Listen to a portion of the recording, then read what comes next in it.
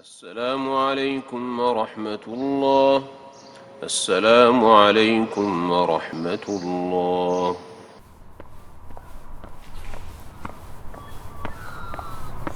Assalamu alaikum, welcome to the Masjid Carpark podcast, episode 58. Another week, another March. Yeah. So in Sydney, you guys have to make a lot of istighfar. Why do they have to make us different? Because it's happening. These sins have been happening under their watch. So, nah, come on, man. Yeah. It doesn't work like that.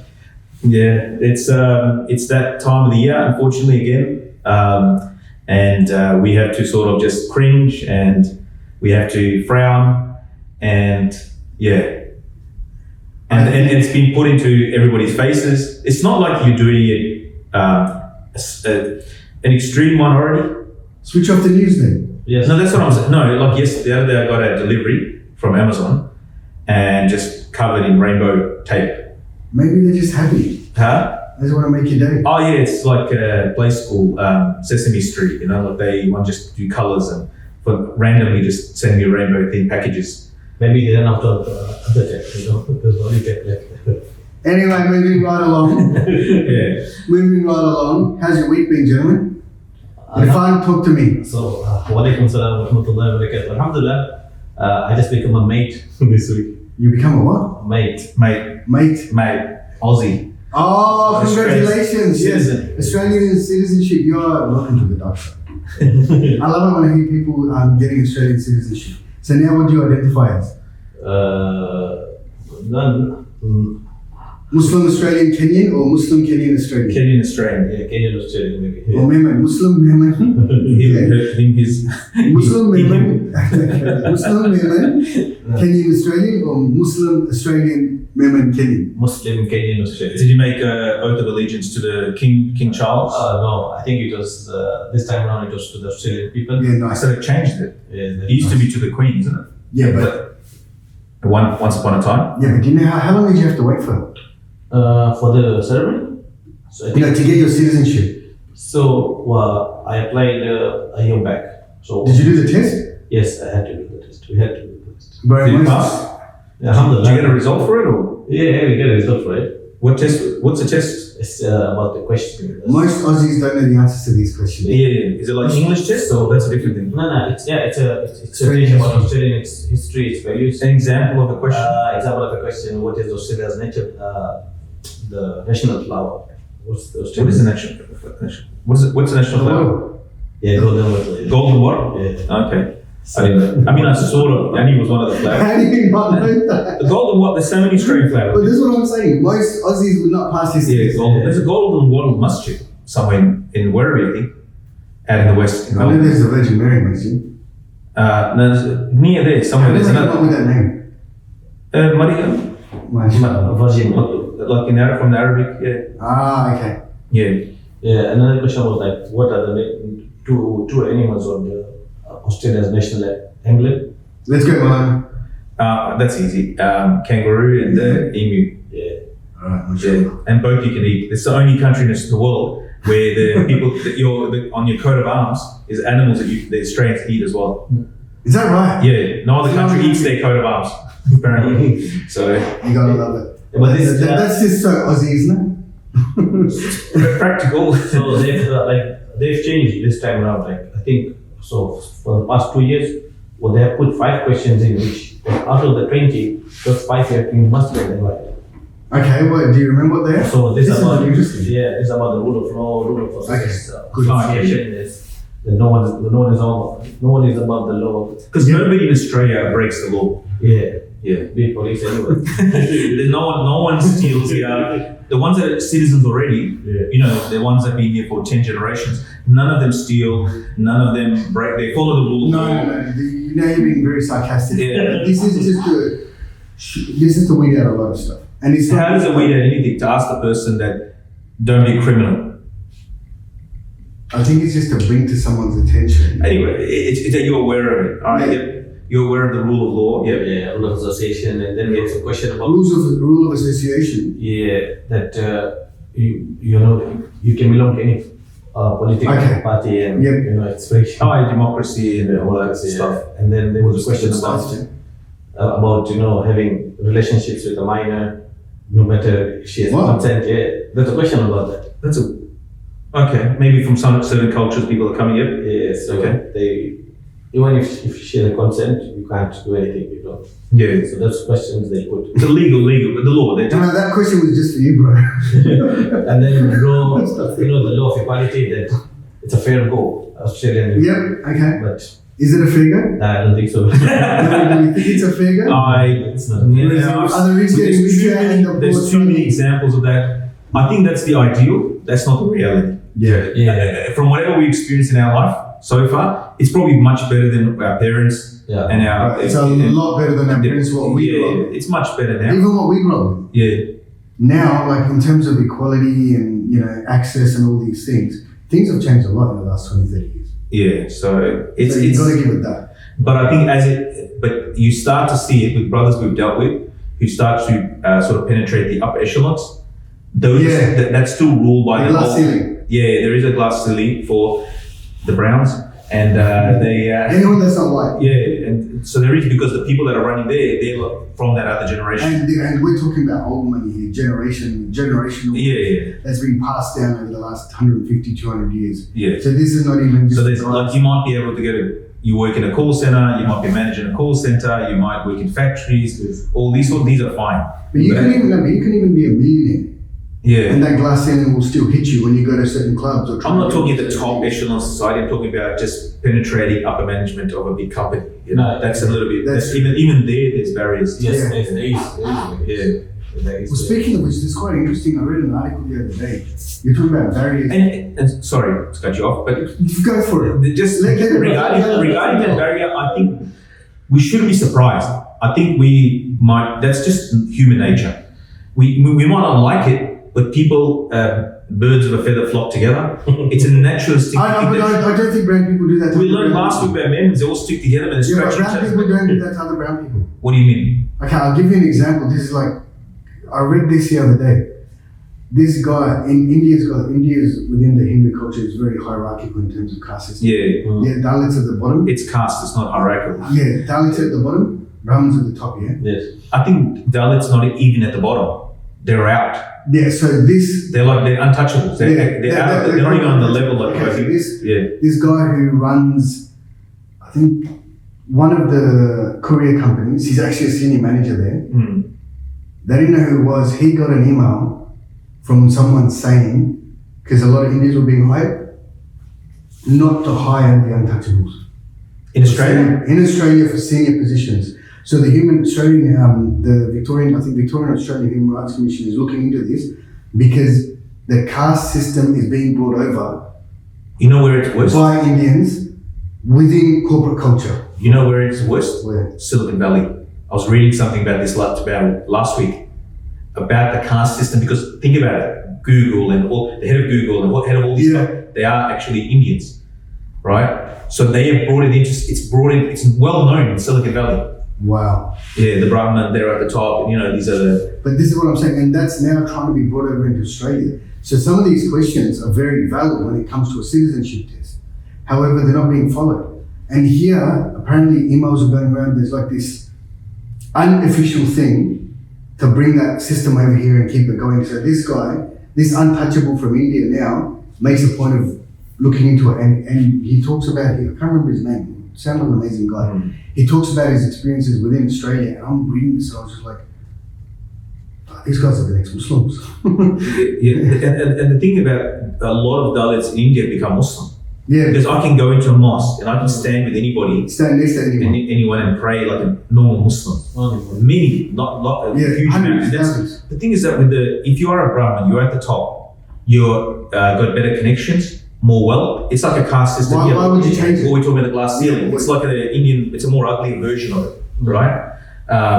It's a more like obvious version of Yeah. it. And then the top guys, it's in their interest to keep their kids and so forth, and to have some sort of status for themselves, and to deprive others, right? So it's See, even though I'm from India, I've never, because I suppose I haven't lived in India, but even interacting with Indians here, like I've never come across this.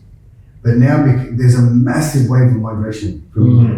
Huge, right? And because of that, it started telling me like, what the hell? As Indians,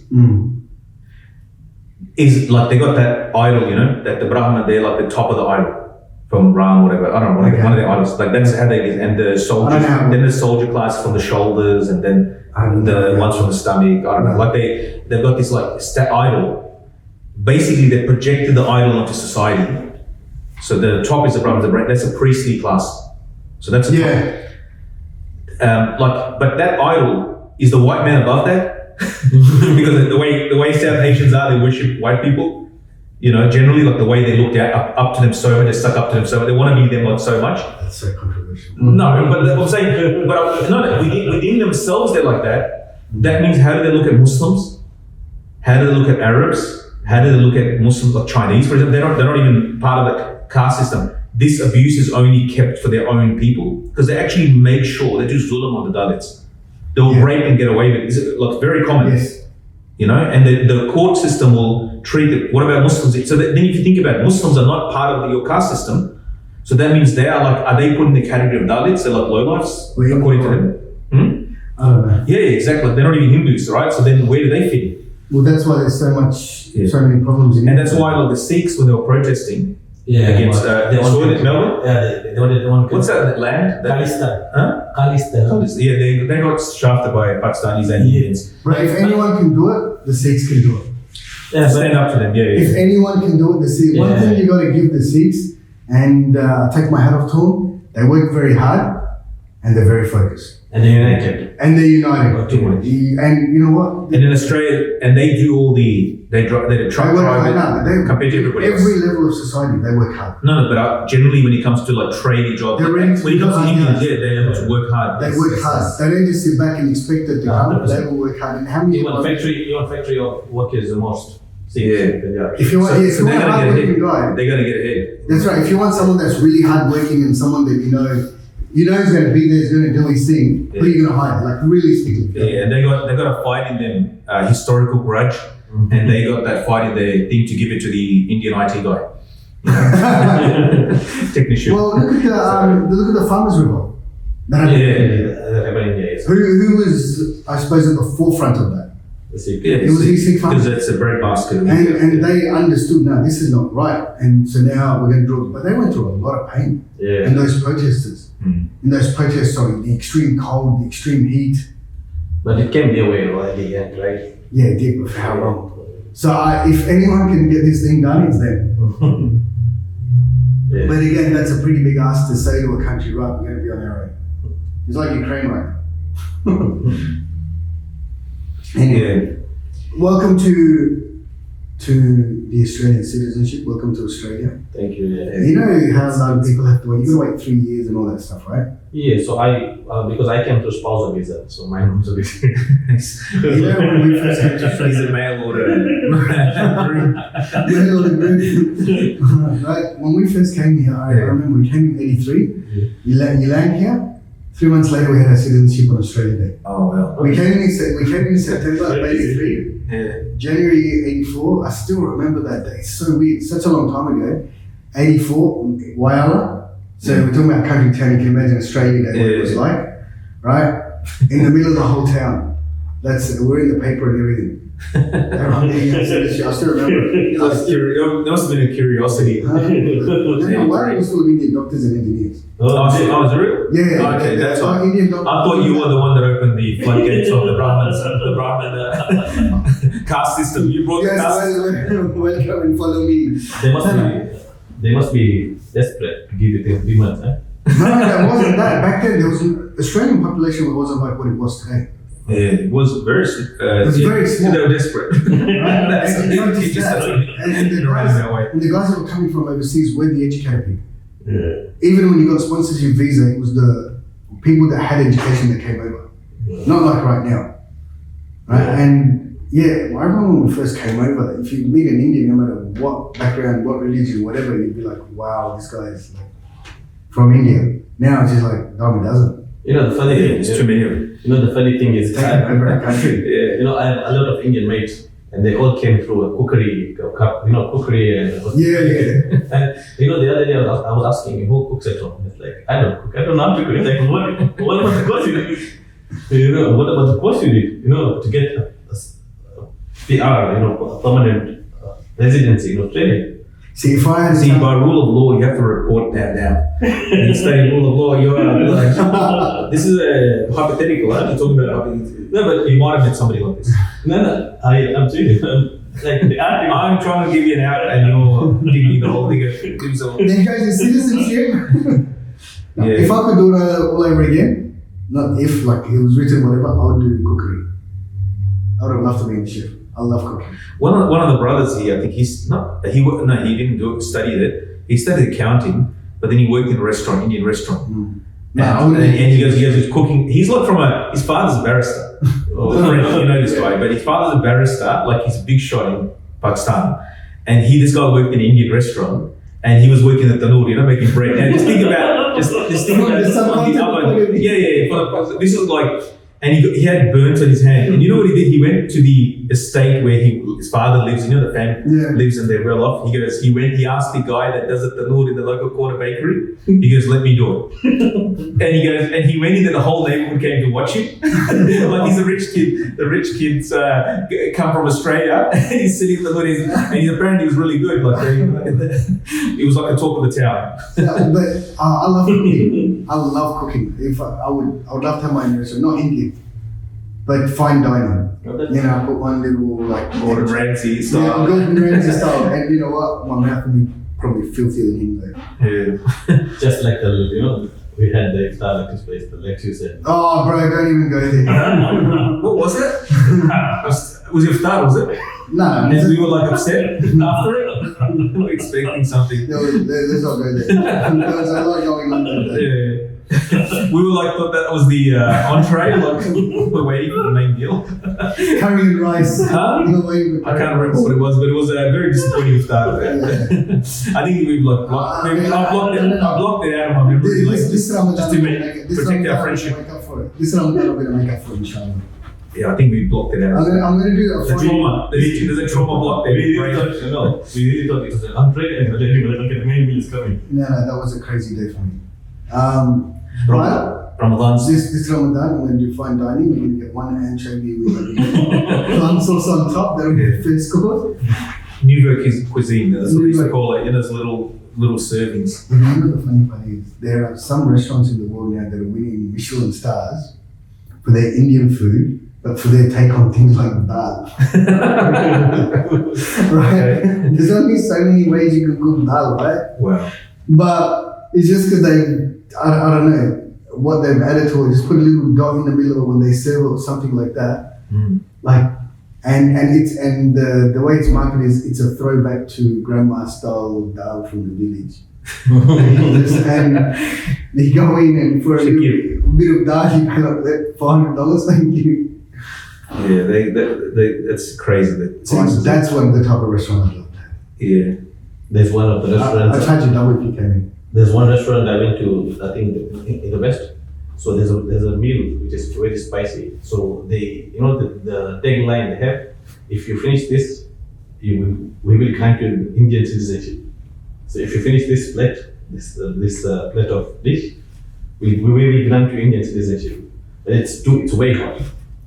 It's way hot. I know an indigenous Australian.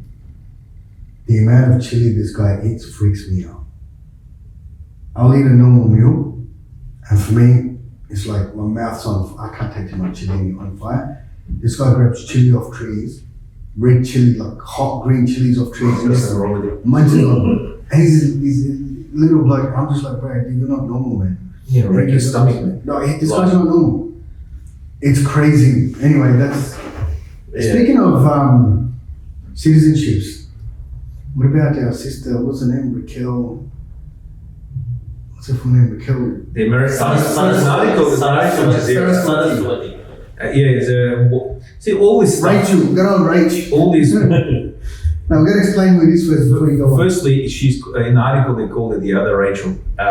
What's the other first one? It was friend. Donazelle, whatever. Yeah. It's in America. So basically, you had a white lady. These are all white problems, right? As white as you can get. Yeah, and she made herself Almost African American, yeah. right? She got her husband was No, she made herself Arab. no. That's the other Rachel. Oh, Rachel yeah, does the the most original. famous case. Yeah. You know? So she like used to have dreadlocks, have a very dark tan, and made herself African American. Basically, adopted the whole African culture. Maybe that's how she identifies.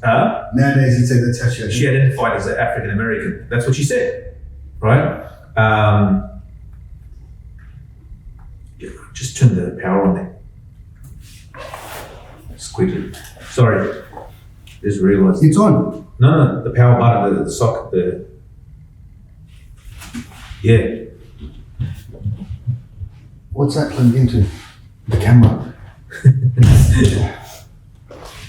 Jazakallah khair. Sorry for the interruption. Now there's another one that's come out. She's a Muslim who's pretending to be, and But is she Muslim now? Like, do we know she's a do we know well, she's a Muslim? she's got that. I think white people in Western countries, they're bored. No, honestly, they're so bored. They have no real problems, so they've got to invent problems. We know this. First, what they call Certain white people. let me just say this, because generally what we call the first world country are white people, right? Majority, Okay. 95% is white, right? 95%.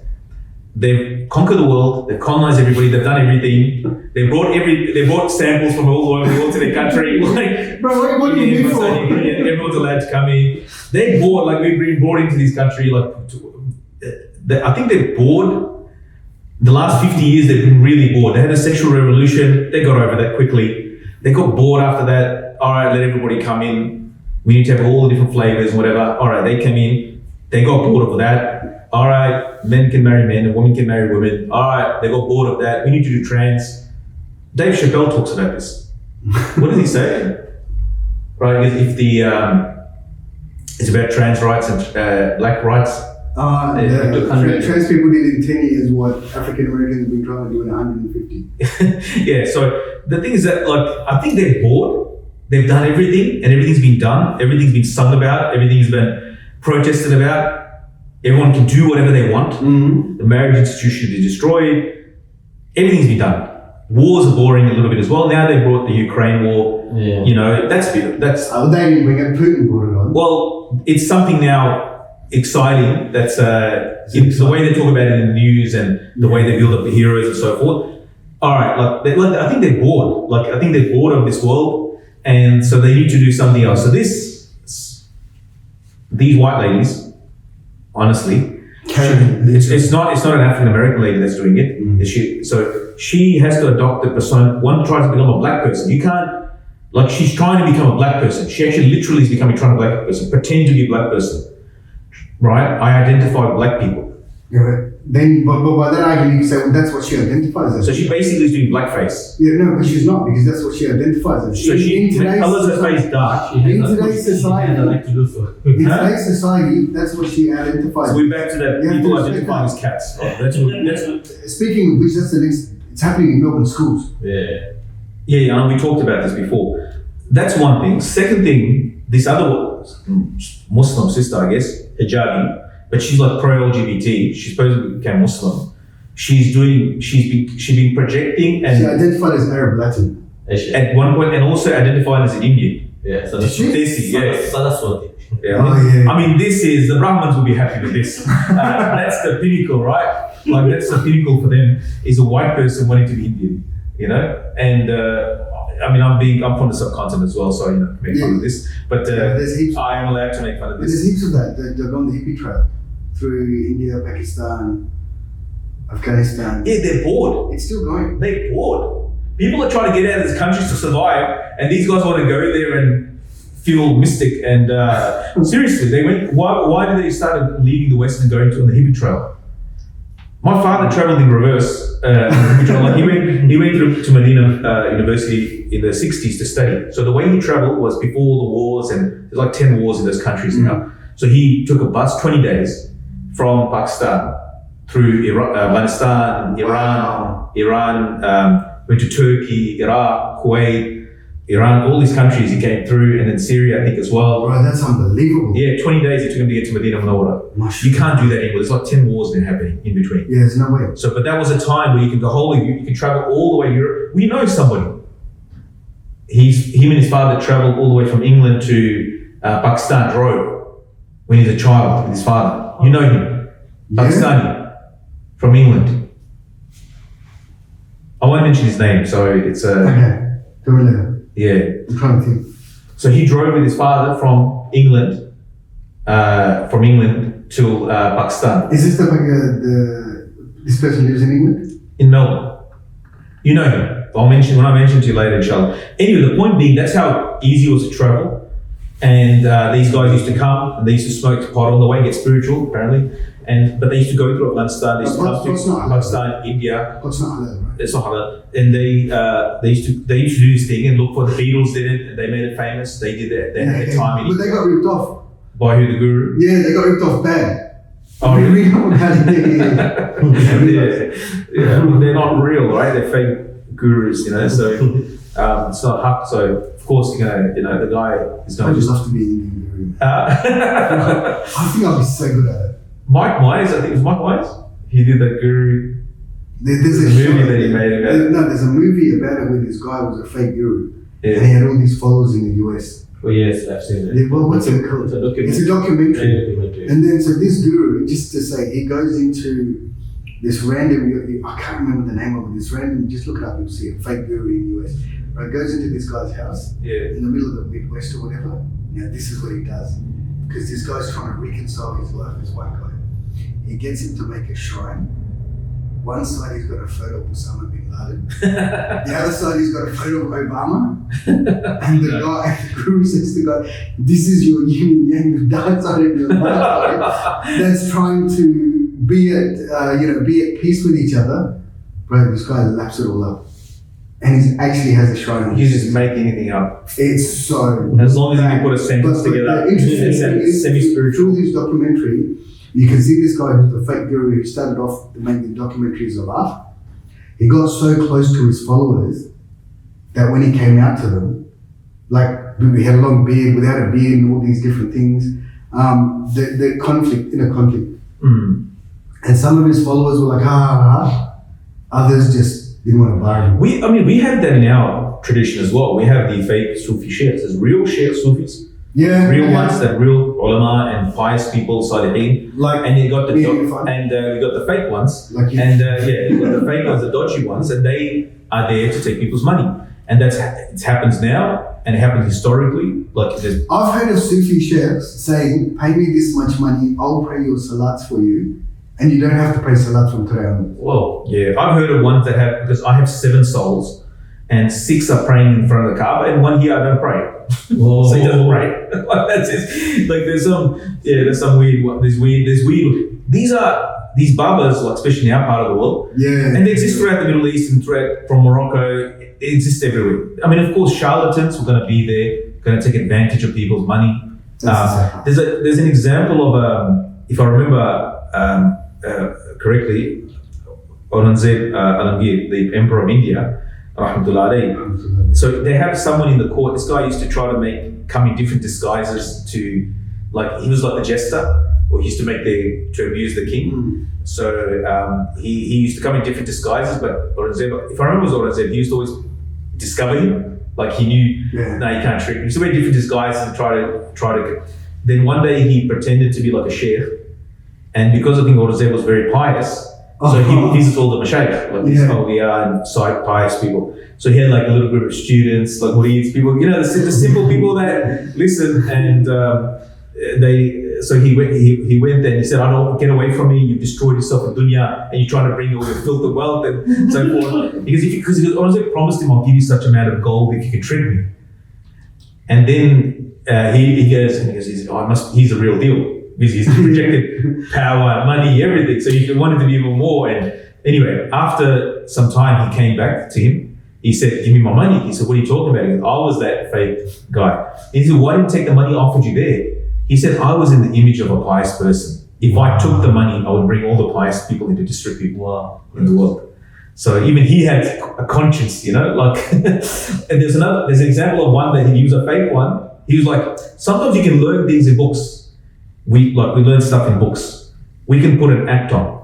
Yeah. Allah protect us and give us ikhlas. We don't know. Ikhlas is a secret. Story of my life, bro. It's a secret between the slave and our Rabb, Allah subhanahu wa ta'ala. The reality of it is, only Allah knows the reality. We don't even know if we have proper ikhlas or not. We'll find out in their judgment.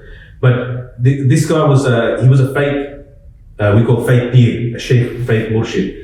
Yeah. And he had like followers. He got a bunch of followers. Some people are just simple and they just... No, it's people who want something tangible. Yeah, so they got this guy and he's like dropping these wisdoms and sayings and whatnot, and so the people just following it, and he made tawbah because saw their sincerity. They used to cry, his name biased, they used to cry, So they used my first-hand experience with one of these was a friend of mine. This somebody that I know overseas. So there's not many trees in these big cities in India. So the city where I'm from, this guy's dad used to have massive trees, but in huge pot plants, right? Proper ones at the front. So his parents were having problems. So his dad calls his speed over. The speed comes to the house, sits, has a look at the house. He goes to the dad. Someone's doing sahar on you through these trees. I'm going to send a truck next week. Sorcery, black magic. Yeah, send the trees to my house. You can't have these trees in your house. We're talking about 30 years worth of growth here. Yeah. But in massive pot plants. I've seen them, they were sweet, like they were amazing. Yeah. Right? And he goes, send to my this person that I know was there when the truck rocked up. Yeah. He basically beat the truck driver, rang the other guy up and said, never come back here. And then dad got upset saying, you're keeping these problems in our house. So it's, Allah protect us. Yeah. And Allah not make us one of those. So back to white people. back to race. Back to race. So I think that she was just bored with their life. They're bored with their life. But how do you can't Listen, say that. You don't know whether she's genuinely identifies. I'm going to show you devil's advocate here. She can't get the big money. Some people are just satisfied with having a lot of money and being industrious and making something. In the time we live in today, people are not doing anything, and then they are gaining fame or notoriety to doing something which doesn't require any effort. Not podcasts, but yeah, this is like an hour a week. We have other jobs to do. But the thing is that they are getting notoriety and things through doing things that makes their quote unquote their life worthwhile living. They're trying to empty the hole that's in the heart. Are you projecting yourself on other people? This is normally people. But you gotta. I think there's a lot of trying to do that. I think they're just bored with the world. The world is a waste. I haven't spoken to them, so I can't speak. Can I say something? It's not like we have relatives that are white. Like it's not about hating white people stuff. I wouldn't like those woke people who are like anti-white. Like there's a video. That annoys me. Have you seen that video? There's an Asian girl. She said, telling other Asians, if you're gonna bring your white friend, you got to take permission from everybody. So this is not. That annoys me because my best mates are white. That's the same thing as saying don't bring your black friend, or brown friend. It's exactly. the same thing. It's reverse racism. But we're not into that sort of thing. But at the same time, just talking about generally, I'm talking about the non-Muslims. I'm talking about Western society, civilization. Generally, it's a white civilization because majority white. They built these countries, and brown people came generally. But on that, you'd say they stole. But no, whatever they stole it, it's theirs still. Whatever it is theirs now. It's their countries. Yeah. We can say whatever we want. They are the majority in these countries. Like even if you say Australia, this is the whatever tribe land, and we acknowledge that. Like people say that, like in speech and so forth. But the reality is, 90% of the people that live on that land now are white people who originally came from Europe. I love Australia. I don't know what's got to do with what I'm saying. It's got to do with everything. In terms of what I'm saying, the reality on the ground. The life here is better than the life overseas. I don't know what you're talking about, but it's what I'm mentioning. You're talking about different things. You're doing some disclaimer. But what I'm telling you, I'm helping you out. I'm saying that the majority of the people in Australia, they are from a certain civilization, certain background, generally European. This is the majority. And then when they travel, generally, if you've traveled a lot, I've traveled a lot. When a white person travels into another country, how do they travel? How does a brown person goes into a white area? When he goes to Lilydale, the name says it all. You go to in Western, Eastern Victoria, Eastern Melbourne, or Far Eastern Melbourne. They take their brothers with them. Yeah, you feel more conscious. Yeah. Like you are. You're an outsider. I remember we're in a shopping centre in Lilydale, and there's like 2-3 brothers walking, and you feel like you're out of place. And then the Chinese, there's a group of Chinese that are walking towards us, and they were relieved that we were there. I think that all the attention went off them onto us. Like they saw us blending with the everyone was wearing their jumbas and whatnot. So but when they go to like a Muslim country or brown country, Yeah, they're home. It's like they don't feel anything. not just feeling, they are the superior. They are special. They're treated as special. Yeah. Yeah. Actually, yeah, you're right. Except for when I was once in the Bangladesh embassy in Delhi, in India, and it was the only time that because I went there to get visas for brothers and to Bangladesh, and he invites Farooq. He invited me. I think his name's Farooq. Because come inside. And he made a chai, they served the chai. Yeah, I got a special chair, and a chai. While inside the office, I'm sitting and drinking chai, and there's an American in the window outside in the queue. And he opens a little window, and the American says something, he's Farooq, I think his name was Farooq, he screamed and he goes, get the hell out of my, go over there and slammed it in his face. And I was like, and I'm looking there, I'm sitting in my cab and everything, drinking my chai, This is how they feel usually. Yeah. Welcome to our world. Welcome to what it feels like. The shoes on the other foot.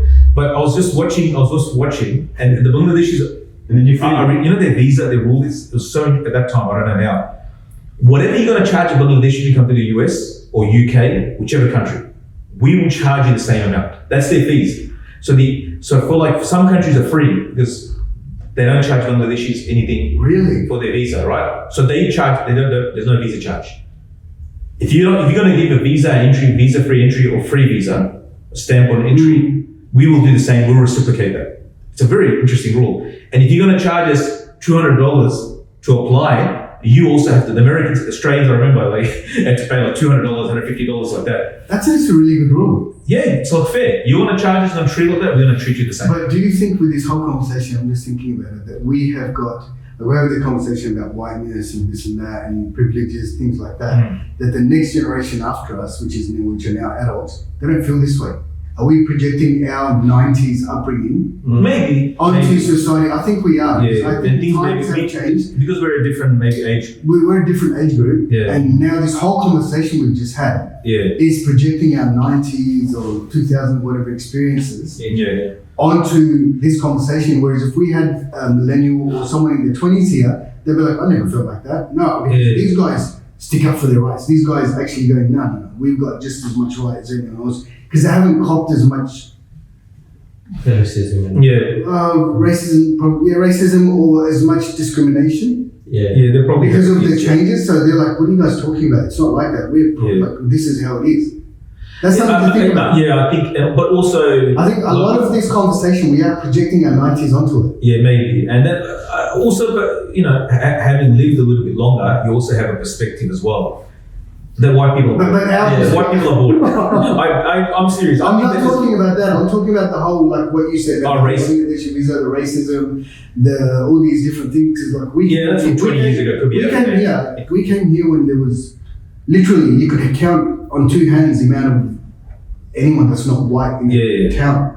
Well, one of the uncles mentioned in the 70s, just after the white uncle, he came from Pakistan, and he was saying, Rahmatullah passed away, he was saying, because when we saw another brown person on a train, you wouldn't talk to them. No, we were students, so like the first batch of students that came from Pakistan, because we used to go and tell, I saw another brown person on the train. Like it was news. Like for us, what you do, if you're walking down the street, you see another brown person, you cross the road and talk to them. Hey, where you from, this and that. I know, but I have another perspective because this is the bitter truth of the first world countries. This is the mic. This is the bitter truth of the first world countries. The racism is there, it's going to be there. It's not something. But that's in every country. No, that's in every country. But if we just give a blind eye to that and just don't raise our children. Who hurt you? Who hurt you?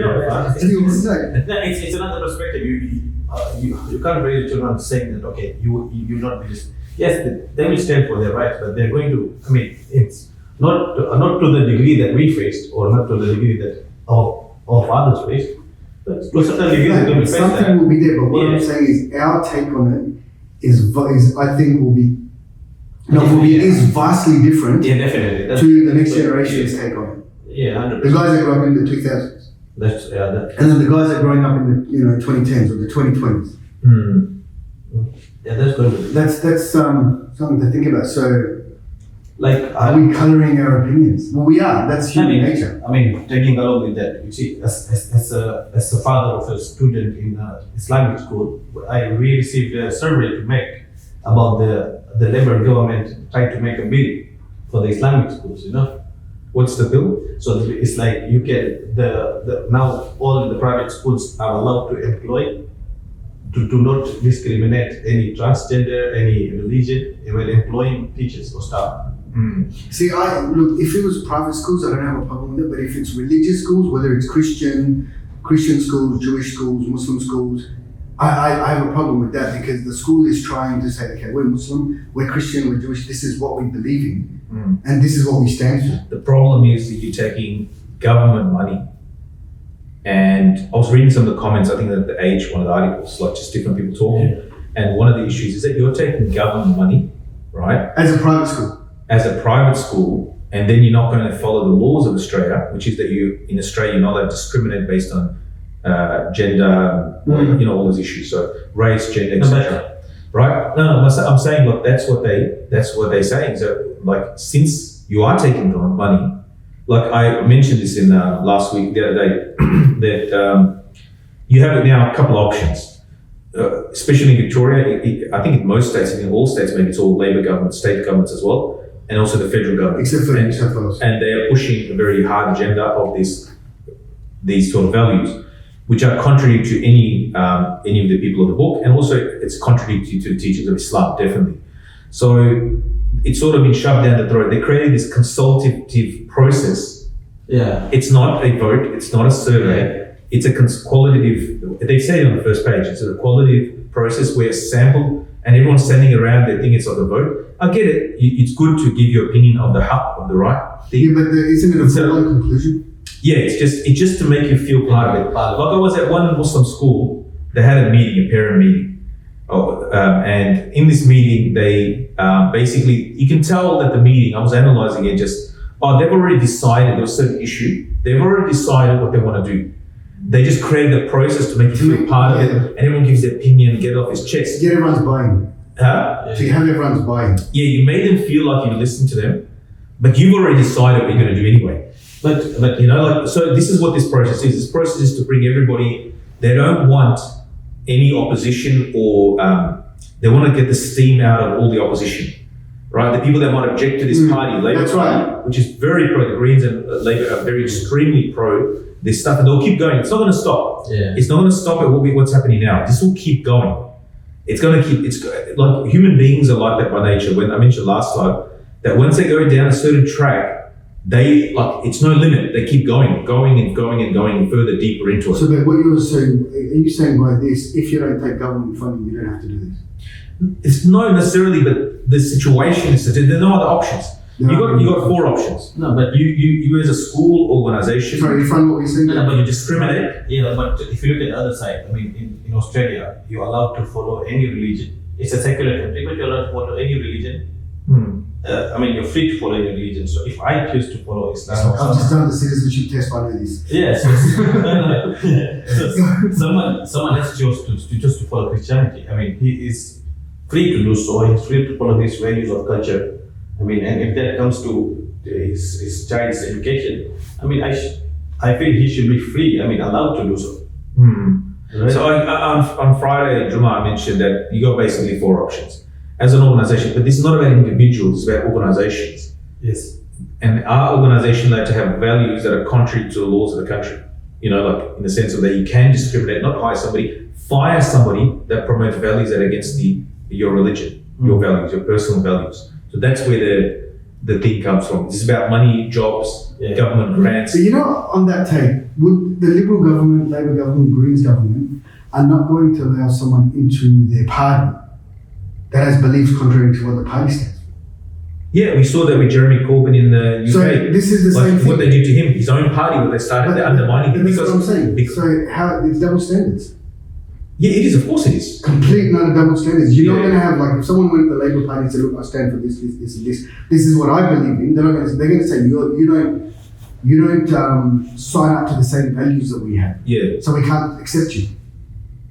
So you say that's discrimination. Yeah. yeah, yeah. No, But they are the history is with them at the moment. Like they're riding this wave. History you know, is driven by the and so victims. you have to sort of work within this thing. The other option, there isn't much. So what I said was there's 4 options.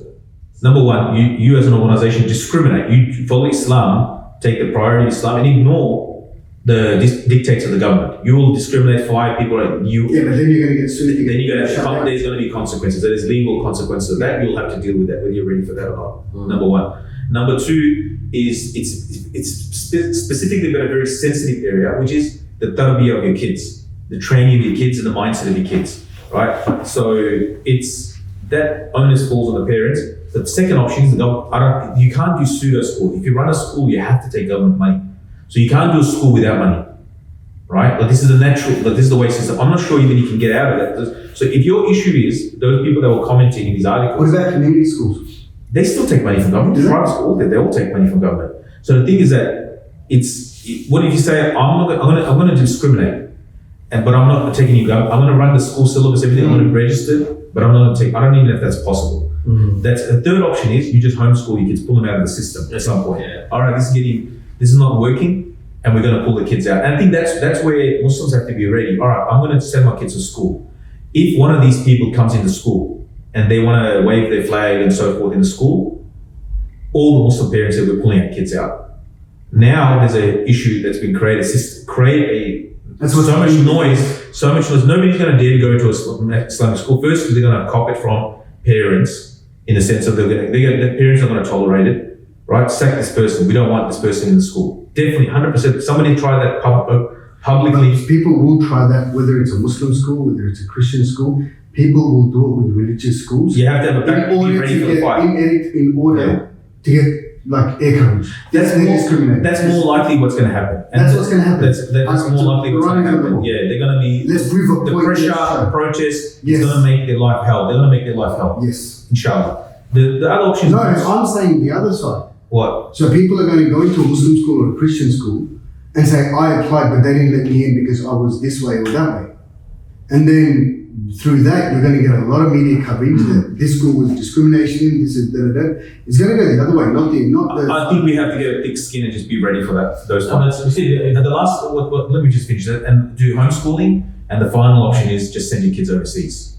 That is the nuclear option. Yeah, but you can't. No, I'm saying Kids won't survive overseas. some kids will, Majority won't. but I'm saying many will. So the thing is that these are options. I'm saying these are all You options. said yours to. Where would you say yours to? These are options. These are options. Not Hornby. What? Shepperton. Yeah. So That was the solution. we send.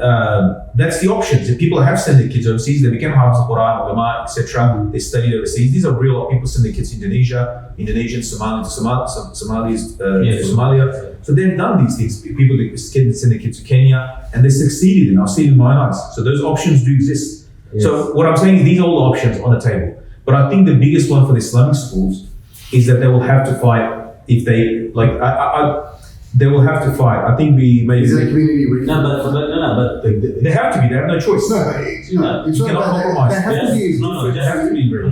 They have to be different. Is different to on the ground. Sorry, in front to on the ground. Are we actually ready for that, or are we as a community going? No, you know what? Live and let live. but just That's what we're at today. That's what I feel. Sorry if I'm going. just to add to that, the Christian community is also against this, So that's the good thing about it. That not only us, not only the Muslims are against this. Just because Muslims and Christians are so alike in values, like right-wing Christians It'll are just- closer to Islam than anything else. It'll just take one mother to start a mothers group protest. No, I'm just giving an example. It doesn't take a lot. It doesn't take a lot. One sister, she's gonna get angry about this. She's gonna work up the community against that school if her kids are going there because she values the Islamic values. and they will not let the Islamic schools go down. And this nonsense of introducing them. Islamic schools have Muslim schools have a lot of flaws and mistakes and so forth. But this will be like a line that will be crossed. And alhamdulillah, inshallah, Allah protect. Yeah, I mean, should be hopeful. At one side, I mean, just last year when the Preston Masjid, Daniel Andrews was there, and they're like, okay, we'll invest in this, the teaching of the Prophet sallallahu alaihi wasallam. And what, I mean, and then It's an election. It's an election, but that's every Politicians politician. are That's every politician. the hypocrisy is the next level. but then it's like, Do we have an honest politician in Australia? Who would you reckon is? You know who I reckon? Jackie Lambie. I love Jackie Lambie. I reckon she's the closest we've got to someone that wears their heart on their sleeve and goes, this is what There's I probably think, many, this is the way I but politicians are politicians. They are there to. I don't know, man. They think in election cycle terms, and I know, there's something about Jackie Lambie where I'm just like, yeah, I got your back on this. yeah. Cause I feel like what her beliefs are towards Muslims, she's not the biggest fan of Muslims. But when you see the way she talks, the way she is, I don't think she doesn't play politics. Pauline Hanson plays politics. Give me $300,000 a year, and I'll be a Citizenship salary $2,000, $400,000. What is it? Retirement pension. I'll be extremely sincere as well. Yeah, you can be, because that's your whole time. Just talk. That's what you're basing on their talks. It's about making changes. She's made changes that have helped veterans. The veterans who fought in Iraq and Afghanistan. Sorry, she's made changes that have helped veterans. Yeah. For me, that's huge. These poor guys got sent over there, had no idea what they're going for, come back. They've come back with so many issues, and I don't blame them, I blame the politicians. Yeah, they said. And they're just throwing to the dogs, like, good luck, sink or swim. Oh, yeah. At least, in Australia, we've got a little bit better than the US system. Like, majority of veterans are homeless.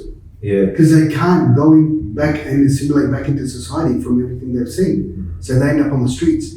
What are we doing for these guys? Yeah. That was this whole minute silence. Checking language, I'm just processing that. Nah, she's cool. I'd love to meet her. I'd love to have sit down and have a dinner with her. Oh, God. Me and Jackie having a The chat. non-mahram stuff. No, we don't miss us there. No, we don't miss us there. We don't miss us there. Yeah. Just have a good conversation with Jackie. Yeah, Sister Jackie. so It'd be like high fives from far away, so we're not touching. The missus will be there as well. She'd probably think I'm nuts, like as per usual. Yeah. So, Go visit in Tassie. Tassie rocks, man. Taswegians are awesome. Anyway, let's move on. yeah. So in Arabic terms, what does the word Mukaab mean? You know? Oh God! Something that is What's going on with that? Okay, for people to understand, they're building a cube in Riyadh that is going to be like a new central business hub and It's 400 by 400 by 400 meters, like cube. meters or Mukaab comes from the same word as Kaba, right? It's like the thing that is made like a cube. Kaba in Arabic means there's a book, Sarar al-Balagha. I read this like 20 years ago, and there's one of the definitions I memorized in it. It was every square building, right? It's called a Kaba. But for us, there's only one square building. one Kaaba. One Kaba. And even if you make a house like that, but the way they release the graphics, very futuristic, but they release these pictures, they're doing all these weird neon. Yeah. What's that? What's that line? Neon, yeah. And then they released this one, which basically looks like a Kaaba. It's a massive Kaaba. And it's basically like a whole, it's huge, this huge thing. It's what is it? 8 Empire State. I don't know in Saudi who's in charge, but it feels charge. feels like there's the judge is like just giving here's a tip, do this one or shaitan. I don't know. It's bizarre. Like this country, which was to a certain degree, to a certain amount of time, was a stalwart of very strict interpretation of Islam, where it's ended up and where it's going. I mean, it's not the representation of all Saudis, obviously. The average Saudi feels embarrassed by this. I've seen this, every time they do something like this, or they do something. Someone was telling me about a Saudi lady who was really angry, she's on social media, about a 14-year-old girl who's with an 18-year-old boy in a cafe, because you don't even know where your daughters are. Like the idea of that in that society, that Yeah. what they're getting up to now. Maybe these things were hidden, but no, I don't think it was this bad 20, 30 years ago. They had alcohol problems, they had these things historically, but it's become also the center of drug trafficking. Sadly, become the center of the Middle East, apparently. Is that right? Yeah. So it's really bad. Like their society is like from on many levels, it's getting bad. But on the other side, you watch some things. Majority of the people probably are just conservative, general. I don't think so. I don't think Muslims. the next generation is. I think majority are still, but if you're a country of 30 million and 1 million of them are like thing, and then 10% of that on social media, then of course, that shows you that like generally in Australia, look at it, our social media and our entertainment is a speck of the general average Australian, This isn't the loudest minority. Yeah, they're just going about their life and doing their jobs and But trade and let's whatnot. go back to this cube. Yeah. Why? That's what I was saying last night. My dad's like, make it a circle. Yeah. Make it a triangle. Make it a Make it a pyramid. sphere, make it a sphere. Right, Freemason style, you make it another pyramid with an eye on top. All right, we would get that. But why you have to make a Kaba, or a square building? It's not a Kaba, but a square building specifically. And called in the land. Mukaab. And call it Mukaab as well. Like, what are you guys on? Like, haven't you read Alam Tara Kayfa Fa'ala Rabbuka bi Ashabil Fil? Like the people of the elephant, like what they did, they built another Kaaba in Malaysia. They built Really didn't go there. in Sana'a in Yemen. They built I another. really didn't go there. Yeah, I mean, he built one, and then you know what happened? Somebody from Makkah was there, and they went and took a dump in it, and then he got angry, sent the army with elephants to. Well, everyone's going to be taking a dump in this because it's residential building. Yeah. So it's kind of like it's not they're not like things are relative. People will do comparisons. Does that mean you have to? Does that is mean- it going to have a big circle and you got to drive around it 7 times? But I'm just thinking like how far you would have to be. Either non-Muslims design this, or Muslims that are so far that are not conscious of. Like for example, one brother, senior brother, he said whenever he prays, he told me this. He goes, "Is this okay to do?" It's involuntary. Whenever he prays, he goes, "I always like when I start praying, the Kaba comes in front of me Subhanallah. in his salah." That's amazing. That's how he prays. Like I said, yeah, I wish I prayed like that. Yeah. every salah that I pray, there's a Kaaba comes in front of me. Like that's like his heart is so connected to the Qibla, and we have to face the Qibla, which faces the Kaaba, right? Wow. So there's a level of consciousness of in a Muslim of the Kaaba, because 5 times a day we have to line up and make sure we check properly, right? That's why in Doncaster I mentioned this, because we had to fix the car. I had captains use their ship in Port Melbourne. These Bangladeshi ship captains, and I asked them to check because one Malaysian brother said your Qibla is off by 23 degrees. Doncaster. We were praying at an angle for no reason at all for 30 years, and so then I had him checked, and people resisted, and then then they sent me the diagrams and everything checked. He goes, no, actually it's straight. So there's a mistake made in the 80s, and then we, alhamdulillah, corrected it. But now it's like parallel to George Street in Doncaster East, our masjid. So when the Christian group comes, I tell them that just remember when you're driving down George Street, this faces directly on the Kaaba, And so I want to put it in their brain like that. They will never look at George Street the same way ever again. This like they're trying to avoid it. It's a Christian group, right? Just remember, George Street is facing directly onto Makkah, similar to Doncaster. Doncaster is a little bit off, but anyway, I think we've got this hang. Like, have you noticed that majority of houses you go to, or majority of things, because they're always a little bit off. We always turn the prayer mat a bit to the right. If it's a straight wall, you turn it a little bit to the right. I think it's just a subconscious thing within Muslims in Melbourne that even if the Qibla is straight, just turn the prayer mat a little bit. Yeah, I saw a guy come into one masjid. I saw him walk in. He goes like this. He goes up in the air like this. Like looks out the windows and for the sun. The mosque is there. The lines are drawn in the mosque, correct? And then he prays at an angle in the masjid. I saw that by now. That was like I was studying with us 15, 20 years ago. And he goes, I saw him do that. He prayed at a side angle in the masjid. It's a subconscious thing we have that just turn a bit to the right. There was one masjid that Qibla was also off as well in Melbourne. Yeah. Turkish masjid. Yeah. And someone said that before it was facing to Istanbul, now it's facing to the Kaaba. But anyway.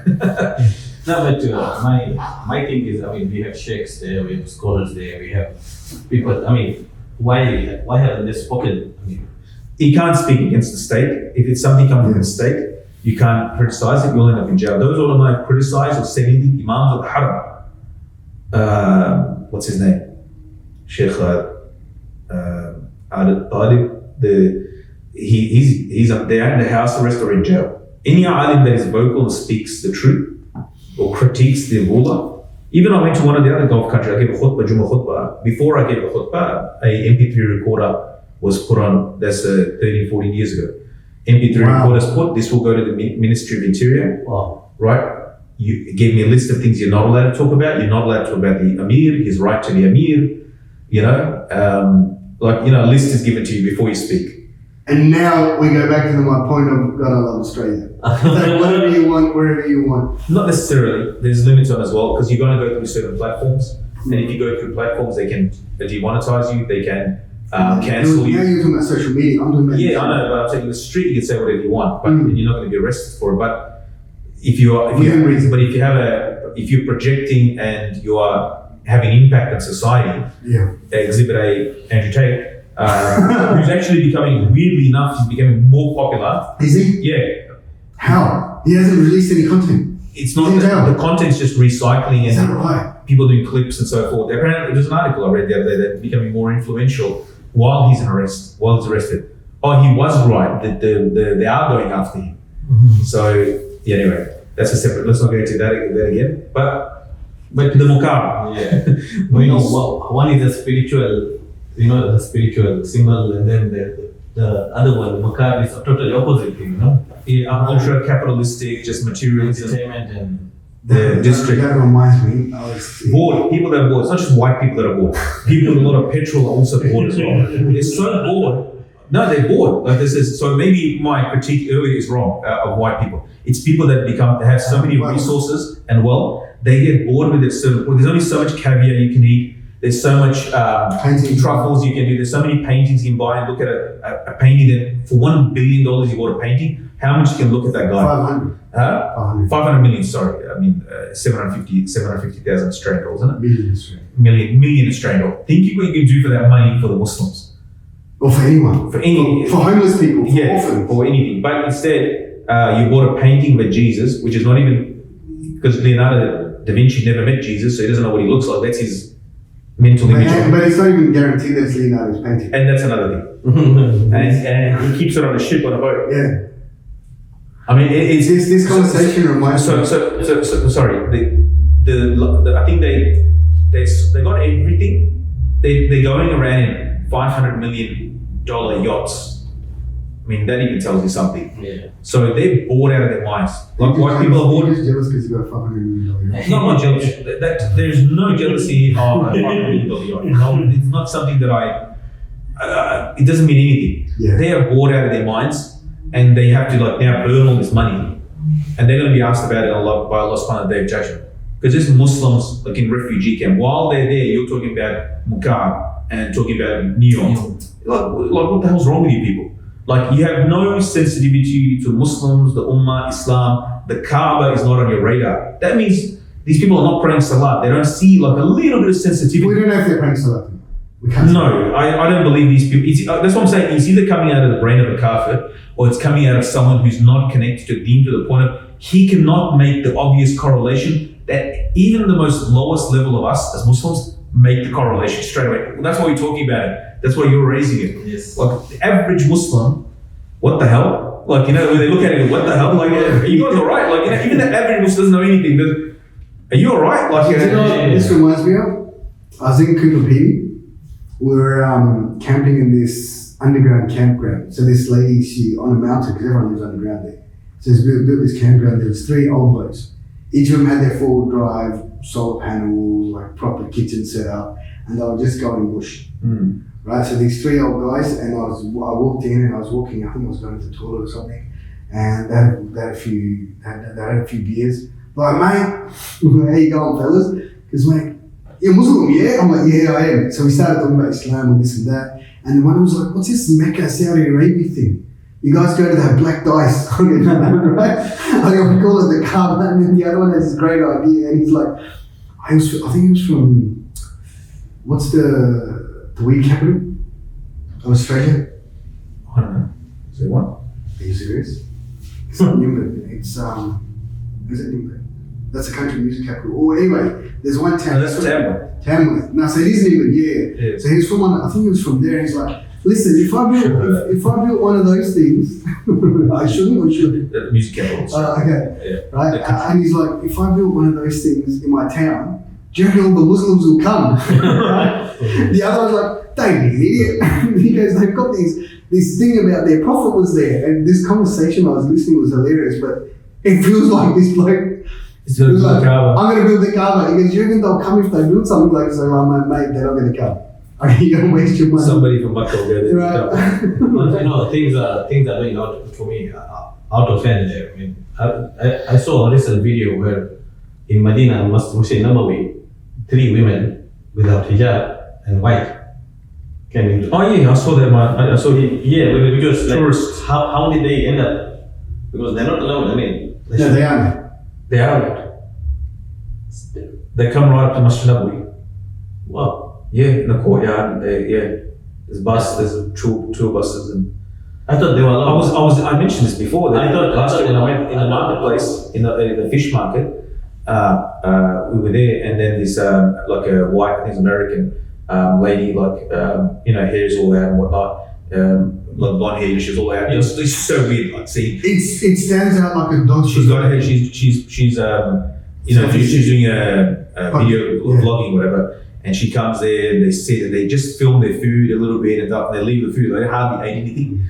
And the 2 Saudis with them and just looking like they're like the betrayers, they betrayed us. And you look at those guys, just in your heart is like, you guys betrayed us, like. And then as soon as she came in the marketplace, because most of it's men, there's families there as well. Yeah. You can see, I looked across the marketplace, you can see everyone just like that sense of, what are we doing to the city of our Prophet? Like you can see it in the people's faces, like the whole marketplace. I looked across and you see everybody just a little bit like this is uncomfortable. Like even the security officers, like he stopped them. If he stopped them at that, like you can't go further than that. And which is a good thing. I mean, people on the ground. No, but even in that the sense of like you were saying that when we go into Lilydale, not anymore, but you stand out and you feel like you stand out. That's what happens in these countries as well. When someone comes in that's not the cultural norm and follows that, whichever country it stands out, right? And it does have an impact. When does it stop? I don't think it's going to stop. As Muslims, what can you do? You just get on with your life and do what you can. It's a ruler's responsibility, and unfortunately, they are not in the right place or right state of mind for the. They're not, because the fact that there's that gradually dismantling their deen, and Allah will dismantle them. Allah will dismantle them. When they keep doing that with Allah's deen, Allah will dismantle them as well. The only thing that Allah's given them all these benefits because of where they are. They're in Jazirah of the beloved of Allah subhanahu wa ta'ala, in the peninsula of our Prophet sallallahu alaihi wasallam. The Arabian Peninsula is the peninsula of our Prophet sallallahu alaihi wasallam, and he's buried there, and he lived there, and this is, and there's enough good people there. But those who tried, Abraha tried, and Allah dealt with him. Anybody that would try to spoil this, and this is what Umar ibn al said, the shirk shouldn't come into. The shirk was cleared out of the whole Arabian Peninsula. They're building temples in Emirates and whatever. So this is unfortunate, sad, but Allah give them hidayah. But they're not dealing. They're not just upsetting. They're not just upsetting Muslims. They're upsetting and the sentiments of Muslims. They're upsetting Allah. They're displeasing Allah subhanahu wa ta'ala. So He will deal with them when the time comes. So yeah. That's too much fun. I gave khutbah on this the other day, I mentioned that what is displeasing to Allah there's a threshold, a point that it reaches where Allah says, basically makes a decision against those people. And it's done deal, azab is coming. So then there's a point that it reaches. It's not like an unlimited rope. You can just do whatever you want. Right? Allah says in the Quran, so many examples given, because I will give them like leeway. they will go more deeper. Then when they're in the depth of their like depravity, then I'll seize them. You know, in so many different words. So this is it's me for me. Yeah. So you're right. You know, whenever you come to visit me, you come back and improve. He might be like, I give him another one that says, and everything works out. Yeah. He prays my salah for me. It's there's a limit that people will cross. They will cross these limits with Allah Subhanahu wa Taala. Allah will give them chance. Like Lut, they crossed the limit. They kept on going. But Allah didn't destroy them the first time they did the act. A prophet was sent to them from among them. This prophet warned them. But then at a point came, Allah said, in the night with your family leave. The believers are all taken out, then Allah destroys the nation. It's not just like that. Allah's not ignoring the universe or the world and what's happening in it. It's His earth. And if you're going to prance and dance and show your disobedience of Allah, be proud of it. He's watching you. So you will reach, you're using up the whatever leeway that credits. Yeah, you're using it up. Allah's giving you a chance. But if you come back, a point will come where Allah Subhanahu wa Taala, if they don't come back, if a point will come where Allah Subhanahu wa Taala, because there's too many examples in the Quran. Allah told, but Israel was separated from Fir'aun and his nation arms were destroyed. Right? But Israel will all take, a whole nation of 500,000 or whatever it was, 600,000, if I remember correctly, were taken out, 700,000, they were taken out. The Exodus, right? They were taken out, then Fir'aun was destroyed and his army was destroyed. Right? So that will happen, that people will be taken out. Lut alayhi salam was told, you leave with the believers, with your family, take your family and leave. He left. Who stayed with him? Who stayed with the Qawmi Lut? His wife. Yes, right, yeah. His wife stayed. Yeah. She stayed. She was the pro-Lut, pro-Lut, Qawmi Lut. She was pro. She was a very considerate person for their feelings, and she stayed with them, and she ended up being destroyed with them. So, azab is Allah's prerogative. We cannot bring the azab. Allah will decide when. There's rules for it. There's a limit, threshold that it reaches. It's not unlimited. That scares me for me. Forget it's around us. We should be scared. There's sins happening around us. Just even what I do every single day. What's my connection with Allah?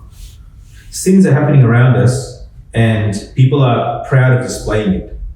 Yeah, that's the worry. I think that's the worry. Yeah, not just doing the sin, it's doing it and then advertising it on every TV channel and everywhere and showing it and being proud of it, having marches for it and so forth. It's not a march of like, I get it if it's civil rights, for African Americans, we understand that, that they get it, like they're Muslim, people that are Muslim, that's understandable. But when a disobedience of Allah is advertised with pride, your Rabb, your Creator is watching. You gave your life. You better watch out. Like we can remind you. We can be nice about it. We can be strict about it. We can use strong words. We can use soft words. We can make dua for you. We can have sympathy with you, right? But at the end of the day, it's His prerogative, Subhanahu wa Taala. So I think this back to the Kaba thing. The Mukaab. I don't know. Like I said, and we're in that as well. It's not just white people. We're the Westerners as well. That's what I'm saying. We're bored. I'm doing longboarding. Why do you think I'm doing skateboarding? Because I'm bored. Decide to learn skateboarding. People are starving and having earthquakes in the world, and I'm learning skateboarding. I can't remember the last time I was bored. Yeah. I cannot remember the last time I was sitting there going, I'm bored. I'm looking forward to being bored. I don't know when that's going to be. Yeah, first world problems. I don't have time to be bored. Having 2 kids is Yeah. What about you, Irfan? Have you been bored recently? No, alhamdulillah. I have two daughters, so alhamdulillah, they keep me up. I've got 8 in the house. MashaAllah, I have no time to be bored. 100%. I'm looking forward to being bored. Did you see that Ugandan guy? Oh, how many kids did he have? He's got 12 wives. I don't even know how that's How did he get a fatwa from? Anyway, it's not fatwa because the maximum is 4. 102 children. The maximum is only 4. 102 kids. 102 kids. And 102 kids. 78 grandchildren. 578 grandchildren. He only remembers the names of the first 2. Yeah, so And the rest he's got cards. Yeah, like a whole folder. And he's regretting It's like a registered taxi. having so many kids. Because he's saying it's so hard to feed them and stuff. But not remembering those kids is fine, because like Umar radiallahu anhu, I read somewhere in the book that Umar radiallahu anhu, he told one kid off for being mucking around, and he said that, who's your father? No. Like that he didn't, like doesn't teach you, who's your father? He goes, my father is your son. So something along those lines. So, so it can happen if you have a lot. That was grandpa. What is it? Understood of the lot? I think he buried 100 of his descendants with his own hands. Yeah. Understood, yes. 100, more than 100 of his descendants he buried because he had such a long life, had so much kids, so many kids. So there are people Allah bless. There's a guy in Palestine. He's got like 400 descendants, kids, grandkids, and everything. Like I think he had 4 wives, or maybe 1 wife, I don't know, but he had like. He was just prolific. He was mashallah, and he was the only child. He made up for 1,000 years of his family's lineage. Like this one guy he was the only child, and he's a thing in Gaza, if I remember correctly. If Allah can give you rizq, man. Yeah. Yeah. You don't eat Centrelink, man. Allah gives it. Imagine he had Centrelink. It would be, he's like getting 20 grand a month. The Centrelink would build his own apartment block for him. Yeah, they build houses according to the amount of kids you've got. This guy's got his own skyscraper. Trump Tower, but it's going to have his name on it. Yeah, he would penetrate the glass ceiling easily. They would welcome in the upper echelons of society. Yeah, you would walk in with a suit and Right, what are you talking about? Gold chains. Whatever the ATO collects this year is going to him and his family. Keep him running. Yeah. He's the reason why population is not in decline. The Japanese just need a couple of these guys. You know what's scary about Japan? This is completely off topic. But a professor did some research, and because the population of Japan is aging so quickly, and there's so many young guys, you know what one of the solutions was? A mass suicide by the elderly. Alright. Oh, that's crazy. That's a legit. That is solution. That is a legit position. No way. And a legit solution. Wow. Where is the That is, when I read that, I was like, what the hell is this guy talking about? Like a mass suicide by the elderly. How crazy is that? You alright there, bud? Please turn your mobile phone off. No, I'm just. What are you doing?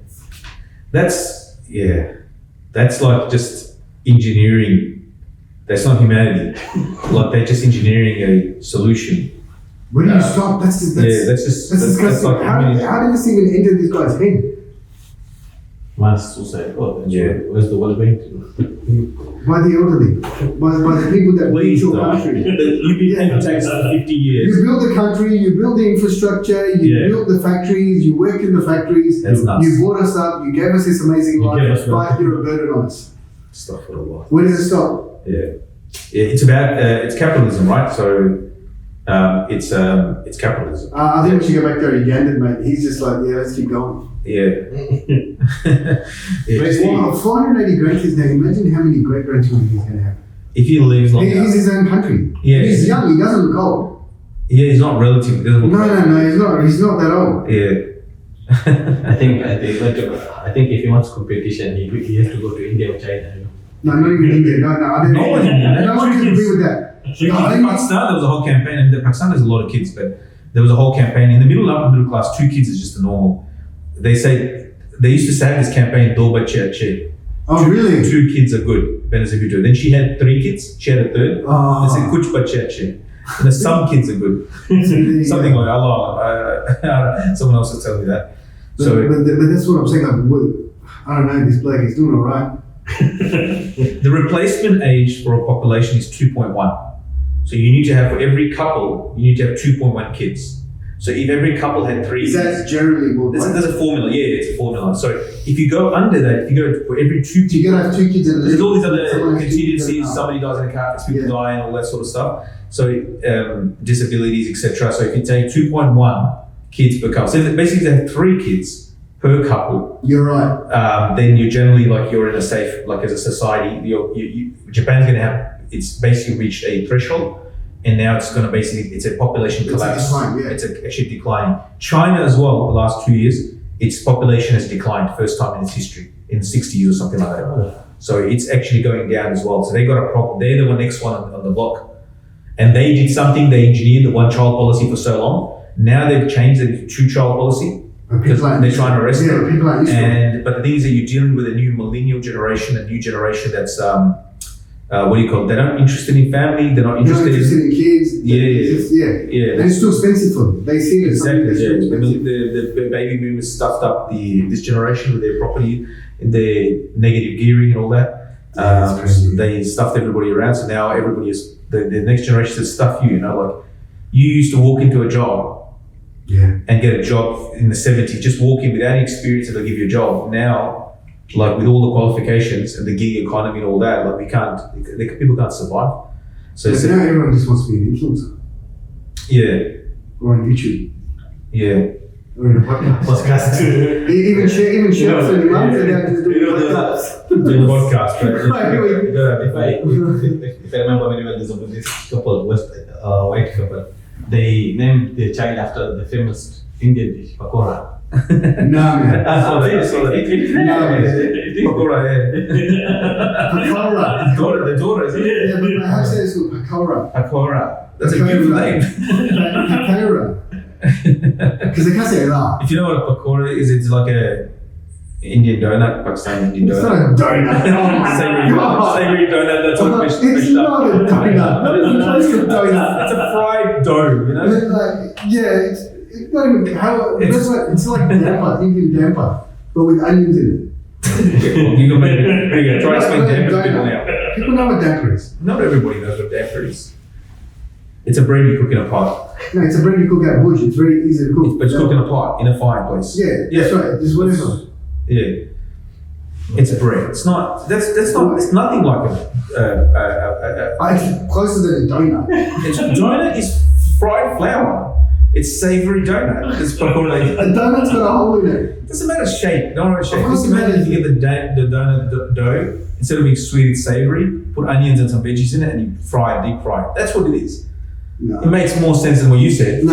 Damper. My brain can't compute donut with Anyway. pakora. So they got a daughter, Mubarak, and your daughter. Congratulations on pakora. Imagine she travels in there. Yeah. Everyone just do a double take. Excuse me.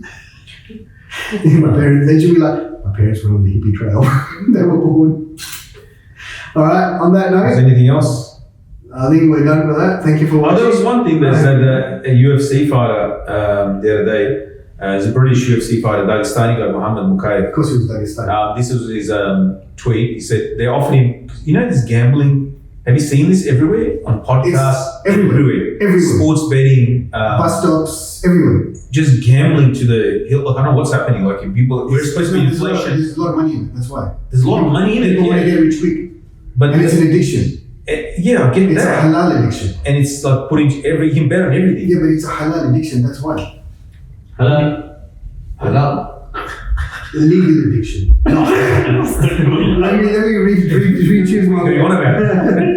Yeah. It's a legal addiction, not halal. Not halal. So he's Gambling is not halal. they offered him $200,000 for sponsorship from a betting company. But I said once and I'll say it again, I will never advertise gambling, alcohol or drugs. Allah gave me more than I asked, alhamdulillah. I have more than I asked God 10 years ago. I have more than I asked God 10 years ago. Alhamdulillah for Muslims, man, that the akhirah is more important than dunya. When you see it at the top and people reject big money just being thrown at you, and you say, nah, there's bigger things. You see those sports, they refuse to have, like even some of the non-Muslims, the one that refuse to wear the rainbow flag on their sports jerseys. Yeah. No, it's against And my... Muslims and non-Muslims. Yeah, they did that during the thing. World Cup. Or the sports people. I mean, although they're just sports people, right? But the thing is that they have these dunyas open up to them, but they totally disregard it because of their deen, their akhirah. Yeah. So that's something commendable, and it makes it motivates you. Like this ummah, Allah says in the Quran, He'll complete His light even if the kafir dislikes it. It doesn't matter he's upset or not, as long as you're doing the right thing by Allah. If a kafir is displeased with you, Allah says even the mushrikun dislike it, despise it, they hate it, they're angry about it, they're making laws against it, what you believe in.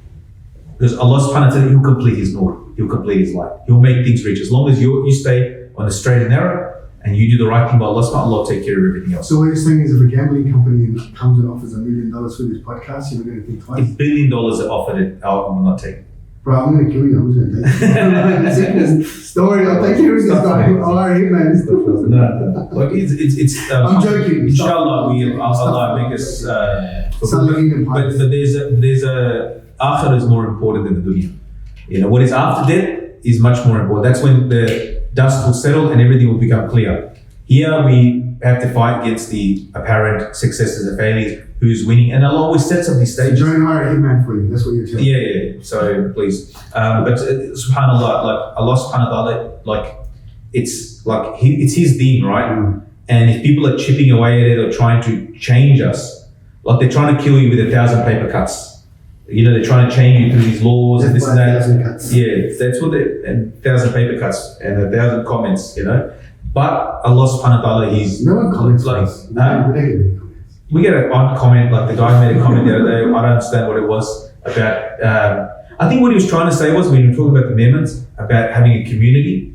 Marry outside your community is what he's saying, bro. He must have tried to marry women and then just got.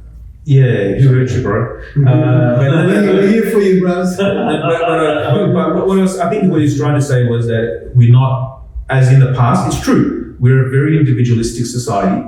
The modern society, whether in the Muslim world or here now, even the Muslim world in the middle class, upper class, become very individualistic. Okay. And when you become individualistic, there's a community breakdown overall generally. Because everyone's on a different way, but you're not working as one, as a large body, you're, as a community. You're working as individuals. Yeah, but that's not possible. So the way the amendments are working is hats off to them.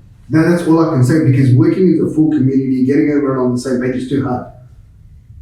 It's a lot of work required, and we're not, I don't think as a ummah or a community, let's just say Australia, we're there. Yeah. We're not there. So unless you join a cult. Cults usually work. Come join my cult, I'll be the pig. Yeah, his compound is in Faulkner. What do they call I'll be the pig, come sit with me. Yeah. Tell me about your childhood and I'll give you all your problems. Yeah, so cults have that thing where everybody gets on the same page sort of thing, but then you find that all the cult leaders are, you know, like me. They're abusing people. You know, they are. They're doing all sorts of naughty things. Astaghfirullah. I mean, that's what I'm saying. It's there for a reason, right? To appease that guy's appetites. My cult will be like that. My cult will be chill. Yeah. Anyway, I think that's enough. Let's ending on cults. Mashallah. Thank you for watching. Welcome to the podcast, Masjid Carpark podcast. Inshallah, we'll see you next week. Thanks for watching. Please like, subscribe, and press the bell icon. Assalamu alaikum. Wa alaikum salam.